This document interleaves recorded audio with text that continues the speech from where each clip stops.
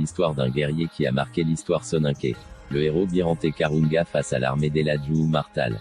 Quand Eladju Umartal a conquis Nyoro, le prophète Umar avait imposé une obligation aux tribus Kakolo, Kamara, Fofana, Magassa, les Koulibaly Massassi et aux Diawara de se convertir à l'islam.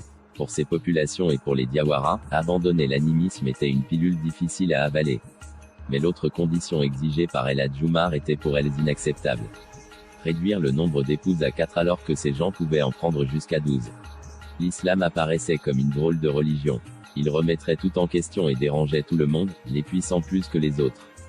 Les Diawara, Kakolo et Massassi avaient tout conclu que le fils de Saïdou Tal se servait de l'islam comme prétexte pour s'emparer de leur trône, richesse et femmes.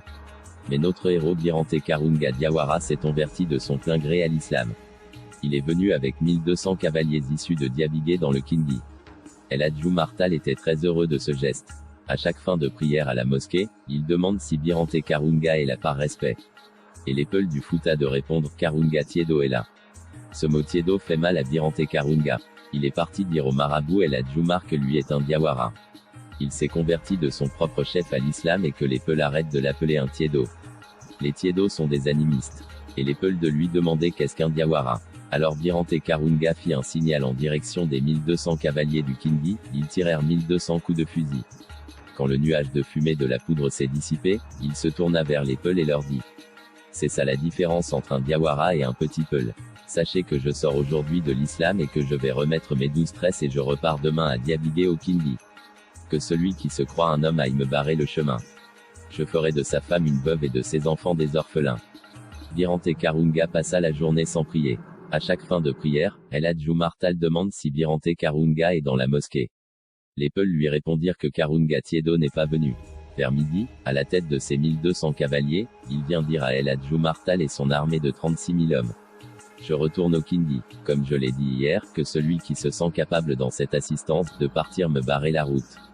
Qu'il aille m'attendre sur le chemin. Je ferai de sa femme une veuve et de ses enfants des orphelins. Pendant plus de 7 mois l'armée de Eladju Umar n'a pas pu vaincre le guerrier soninké Birante Karunga Diawara, l'homme aux 3 tresses harcela sans relâche les troupes du conquérant sénégalais lui faisant subir le poids impitoyable d'une héroïque guérilla. Un événement allait précipiter les choses car la guerre était inévitable. Ayant aperçu les tresses que portait Karunga, Eladju Umar déclara: ce que ton père te laisse comme héritage n'est pas conforme à la charia islamique. Ce ne sont là que mensonges et idolâtrie. À cause de ces paroles qu'il considéra comme injurieuses, le fils de Birante bascula dans le refus total et la lutte armée. C'est la femme de Birante Karunga qui l'a vendu à ses ennemis, Eladju Umartal et son armée. Birante Karunga a été vendu par sa femme. On lui a demandé le secret qui pourra tuer Birante Karunga, elle a demandé en échange de pouvoir se marier au marabout Eladju Umartal. Il fut contraint d'abandonner Diabigué sa résidence et trouva protection dans un village des Massassi Koulibaly. Ces derniers, après une opposition meurtrière à l'armée des conquérants, protégèrent Karunga.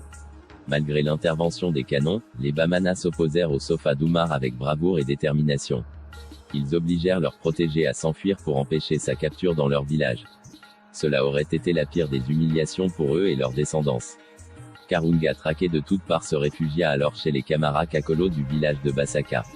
Non seulement, nous n'embrasserons jamais ta religion, mais tu n'auras pas celui que tu cherches à prendre qu'après avoir marché sur nos cadavres, avaient répondu les habitants de Basaka aux envoyés du Futaka. Là, la bataille fut plus acharnée, plus sanglante. Et, des héros se sont couchés pour toujours sur ce sol qu'ils ont aimé et défendu jusque dans leur dernier retranchement. À Basaka, la veillée d'armes a été suivie par des actions d'éclat jamais égalées. Birante Karunga Diawara et ses alliés Kagoro ont trouvé une mort héroïque.